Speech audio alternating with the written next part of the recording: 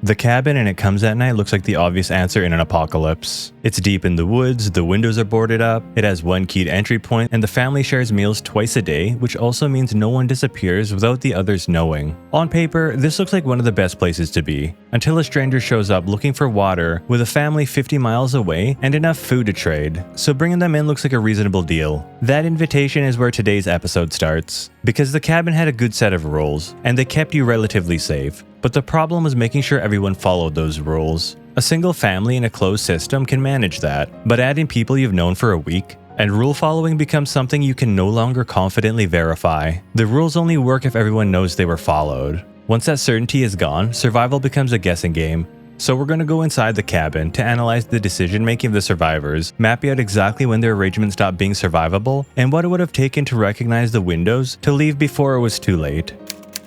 Before we get into the windows, we need to understand why Paul's cabin works as a place to hold out during an apocalypse. At first glance, being deep in the woods might sound like the main advantage, and that does help, but the real advantage is control. Paul knows who lives inside, who has keys, who goes outside, who comes back, and who needs to be watched if symptoms show up. And that control comes from what happened to Bud. When the movie opens, Bud's already dying from the disease that ravaged the world. Sarah's losing her father in front of her, Travis is losing his grandfather, and Paul is the one who has to put him down and burn the body to prevent the spread of a highly contagious virus. Not that anyone actually knows how the virus spreads, but when in doubt, just barbecue grandpa to play it safe. So, the rules in the cabin are built around one basic fear: don't get infected. The red front door in the house is also the only way in or out, and Paul and Sarah control the only set of keys. Everything else is boarded shut, nobody goes outside after dark, and firearms stay locked away. And for one family, that's worked until now, until somebody tries to come through their door in the middle of the night.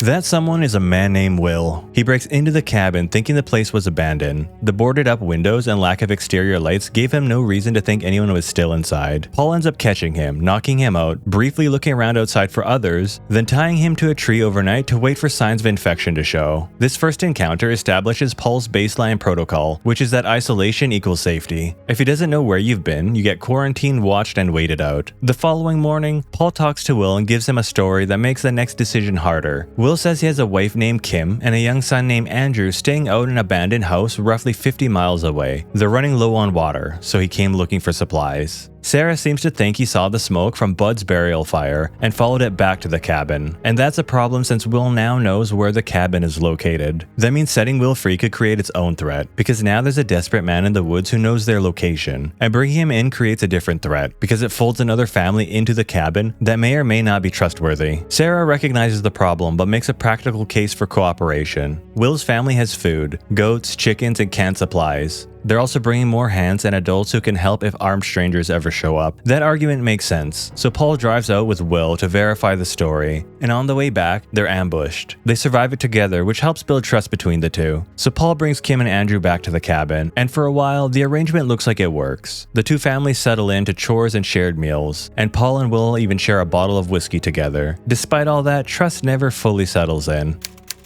Alright, so window 1. The first window opens before Paul brings Will's family back to the cabin. This is the point where the arrangement is still optional. Paul hasn't brought Kim, Andrew, and the livestock inside his place yet. He can still trade water, verify Will's story, help them resettle somewhere else, or part ways without folding them into the same sealed space his own rules were built around. So what you're leaving here isn't the cabin. You're leaving the merger, and you're keeping Paul's household separate from a second family he cannot fully keep tabs on. And the window was already narrowing before Paul even made a decision. If you survive a violent encounter like that with someone, you stop being strangers. That's just how it is. Will handled himself, Paul noticed, and by the time they made it back to the cabin alive, saying no to the merger wasn't just a logical call anymore. It was turning away someone who just had your back. That said, you still had to leave before any mutual respect or bond was formed. Before the fight, before Will proved himself under pressure, before your instinct started making the case that your protocol couldn't. Because Paul's system doesn't run on instinct. It runs on certainty, and the two are not the same thing. Paul's cabin only works when everyone inside can be fully accounted for. One family can be tracked, questioned, and isolated if symptoms show up. The moment a second household moves in, the rules stay on the wall, but enforcing them on people you've known for a week is different.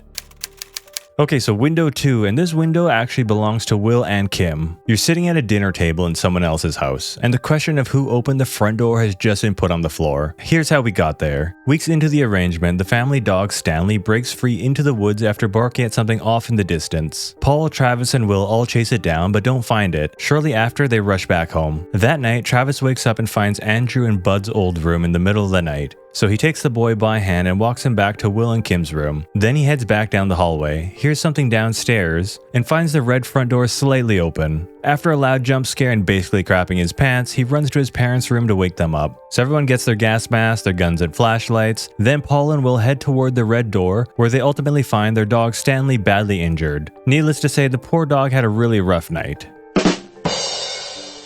Get it? Rough night? No? Alright. Anyway, if the situation with the dog wasn't bad enough, the open door also did some serious psychological damage to the group. The damage in question? Who opened the door? Oh, and before moving on, I should probably clarify that they had to put the dog down and it was potentially infected. So they have a group meeting to try and figure out who opened the door. Travis says it was already open when he found it. Andrew says he can't remember. Kim points out that Andrew is too short to reach the lock, and Will suggests Travis might be misremembering since it was the middle of the night. The conversation goes nowhere. There's just no answer everybody can agree on. Once the question's laid out on the table, every answer points to someone. If Andrew opened the door, then Will and Kim's family may be at risk to them. If Travis is wrong or lying about what he saw, then Paul's family becomes the weak point. And if nobody can explain it, then the house has a bigger problem, because the most important boundary in the cabin failed and nobody knows how. At this point, the move is not some perfect plan where everybody walks out into the woods and magically finds safety. It's getting Will's family out of the shared cabin before Paul stops seeing them as partners and starts treating them as the likely source of the breach. And the window for that is right now, at this table, while the answer is still unknown. Because as long as nobody can explain the door, Paul hasn't landed on anyone yet. The ambiguity is the only protection Will and Kim have. The moment Paul decides he's done waiting for an explanation, he's going to start working backwards from who had the most to gain from the front door being left open. And Will and Kim are the only people in that house who didn't already live there. They're also the only people who can't leave on their own. And here's the thing, they couldn't have even opened the door in the first place. They don't have the key. So whatever happened that night, it wasn't them. But that doesn't matter anymore, because in a sealed house with no answer, the people with the least history are always the most likely explanation. So at this point, your best option is to ask to leave before he doesn't want to open that door anymore. Not peacefully, at least. Alright, so window 3. For the next few days, both families are confined to their rooms. Think about what that looks like from Will and Kim's side. They're in locked rooms in someone else's house where trust no longer exists. They can't go outside, they can't access food without permission, they have no keys, no weapons, and no leverage. They're guests who have become suspects, and the man who decides where they go is still in control of the only exit. The post-Stanley meeting resolved nothing beyond making things work. Everyone left that table with the same unanswered question they sat down with, except now it had been said out loud, which meant Paul couldn't unhear it, and things got worse from there. Travis confirmed he'd led Andrew down the hallway by hand without gloves or a mask. If Andrew was infected, Travis may have carried the risk straight back into his own family. That detail doesn't clear Will and Kim, it just means Paul now has a reason to worry about his own son too, which makes him more dangerous to be around. The longer they stay in that room, the worse the position gets. Every day that passes without an answer to the door question is another day Paul spends sitting with his suspicion. Then one morning, Travis overhears the other family speaking. Kim tells Will they have to leave. What she doesn't know is that Travis was in the attic listening the entire time. Travis tells Paul what he heard, so by the time Will and Kim are ready to move, Paul's already at the door in a mask asking to check Andrew. The window for Will and Kim was the stretch between Stanley getting put down and the overheard conversation. They need to either get Paul's cooperation or a moment where his grip on the door was loose. Unfortunately, they didn't leave, and Paul's family now knows what they're planning. So by the time Will opens his door, Paul is already standing there in a mask and gloves asking to check the boy. But it turns out Will has a gun Paul didn't know about. He'd kept it hidden the entire time they'd been in the house. Will wasn't operating on any more trust than Paul was. He came into that house with his own survival math in the background, his own read on how the arrangement might go wrong, and his own contingency plan for when it did. Both men were hedging. Neither one said it out loud. The arrangement looked like cooperation on the surface and was something closer to a standoff underneath, and the only thing that was keeping it functional was the fact that neither side had flinched yet, but Andrew crying that night was the reason. So Will corners Paul, tells them they're packed, they want their fair share of food and water, and that they're gone for good. It almost works, but Sarah's in the hallway with a gun of her own. Will tries to talk her down. He counts to 3. They both agree to lower their weapons, and for a second, it looks like they might actually walk out. But then Paul knocks him out and drags him to the front with his family. Will then wakes up in a wheelbarrow. And am I crazy, or does this guy look like Jon Snow? You know nothing, Jon Snow.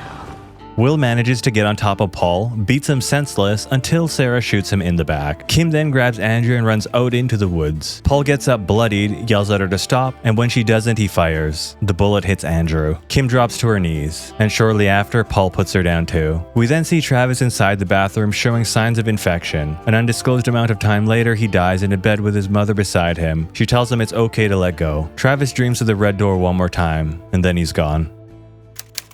Alright, so you're probably wondering, how did Travis get infected? Unfortunately, the movie never really says, but there are some theories. Travis keeps having vivid nightmares about his grandfather Bud, the woods, the red door, and the dog, and the movie keeps blurring whether those dreams are just trauma or early symptoms of infection. Since Travis helps carry Bud outside at the beginning of the movie, he's close to him during the final stage of infection. The grandfather theory seems like the most plausible one because it puts exposure at the very start, before Will's family even arrives. Another really good theory revolves around their dog Stanley.